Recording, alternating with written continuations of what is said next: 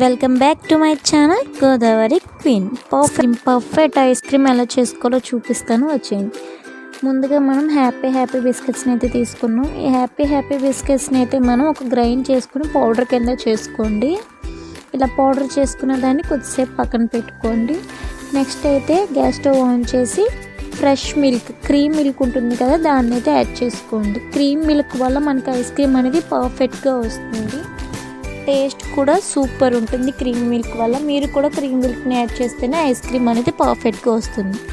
ఈ మిల్క్ని అయితే మనం అప్పుడప్పుడు అలా కలుపుకుంటూ బాగా మరిగించుకోవాలి. మిల్క్ అయితే బాగా పొంగొచ్చే వరకు మరిగించుకోవాలి. మధ్యలో కలుపుకుంటూ మరిగించుకోవడం వల్ల మనకి టేస్ట్ అయితే బాగుంటుంది. దీంట్లో అయితే ఏమాత్రం వాటర్ని యాడ్ చేయకండి. ఇలా పొంగు వచ్చే వరకు బాగా మిల్క్ని అయితే మరిగించుకోవాలి. ఐస్ క్రీమ్ అయితే పర్ఫెక్ట్ ఉంటుందండి. ఒకసారి ఇలా ట్రై చేసి చూడండి. నెక్స్ట్ అయితే గ్రైండ్ చేసి పక్కన పెట్టుకున్న బిస్కెట్స్ పౌడర్ ఉంది కదా, దాన్ని అయితే పాలల్లో యాడ్ చేసుకోండి. యాడ్ చేసుకుని బాగా మిక్స్ చేసుకోండి. మధ్యలో బాగా మిక్స్ చేసుకుంటూ స్టవ్ ఆఫ్ చేసుకోండి. దీంట్లో ఉండలు కనిపిస్తున్నాయని ఏమాత్రం కంగారు పడద్దు. దీన్ని అయితే మనం ఇంకొకసారి గ్రైండ్ చేసుకోవాలి.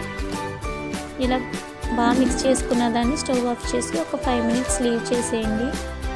నెక్స్ట్ చల్లారిన తర్వాత ఇంకొక 2 times ఇలా మొత్తం కలిసేటట్లు మిక్స్ చేసుకోండి.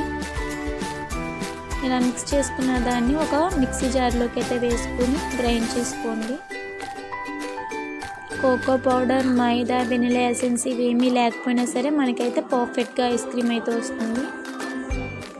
ఈ బిస్కెట్సే కాదు, మీకు నచ్చిన ఏ బిస్కెట్స్తో అయినా ఇలా ఐస్ క్రీమ్ ట్రై చేయండి. టేస్ట్ అయితే సూపర్ ఉంటుంది.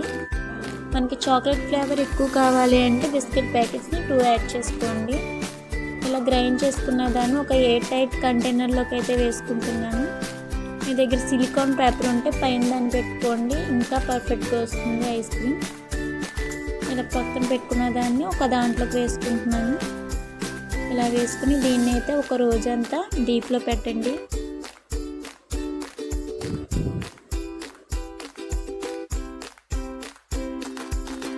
ఇలా ఒక రోజంతా డీప్లో పెట్టి తీసిన తర్వాత మనకైతే ఐస్ క్రీమ్ ఒక థిక్ పేస్ట్లా అయితే కనిపిస్తుంది. ఇలా నేను చూపించిన విధంగా అయితే ఐస్ క్రీమ్ కనిపిస్తుంది కదా, దీన్ని అయితే మనం మరొకసారి మిక్సీలో వేసుకుని బాగా గ్రైండ్ చేసుకోవాలి. ఐస్ క్రీమ్ ఇలా ఒకసారి ట్రై చేయండి. నేను చెప్పినట్టు సూపర్ టేస్ట్ ఉంటుంది. నేనైతే ఐస్ క్రీమ్ కొద్దిగానే ట్రై చేస్తున్నాను. మనం పాలు క్వాంటిటీ పెంచుకున్నప్పుడు బిస్కెట్స్ కూడా క్వాంటిటీని పెంచుకుంటే ఒక పర్ఫెక్ట్ చాక్లెట్ ఐస్ క్రీమ్లా అయితే వస్తుంది. బిస్కెట్ ఫ్లేవర్స్ ఎక్కువ కావాలి అనుకుంటే మనం 2 ప్యాకెట్స్ని అయితే యాడ్ చేసుకోవాలి. ఇలా ఇంకొకసారి మిక్సీ చేసుకుని పక్కన పెట్టుకోవాలి. ఇంకొకసారి మిక్సీ చేసుకోవడం వల్ల మనకైతే ఒక థిక్ పేస్ట్లా అయితే వస్తుంది. పర్ఫెక్ట్గా కన్సిస్టెన్సీ అనేది ఇలా ఉండాలి. ఫ్రెష్ క్రీమ్ మిల్క్ యాడ్ చేయడం వల్ల మనకైతే ఐస్ క్రీమ్ సూపర్ టేస్ట్ ఉంటుంది. మీరు కూడా క్రీమ్ మిల్క్ని అయితే యాడ్ చేయండి. క్రీమ్ మిల్క్ యాడ్ చేయడం వల్ల ఐస్ క్రీమ్ అయితే పర్ఫెక్ట్గా వస్తుంది. చూసారు కదా షైనీగా ఎలా ఉందో. ఇలా రావాలంటే ఓన్లీ మనం క్రీమ్ మిల్క్ ద్వారానే అయితే వస్తుంది. దీన్ని అయితే మనం ఇంకొకసారి ఎయిర్ టైట్ కంటైనర్లోకి అయితే వేసుకుందాం. ఇలా వేసుకుని పైన సిలికాన్ పేపర్ ఉంటే దాన్ని అయితే పెట్టుకోండి.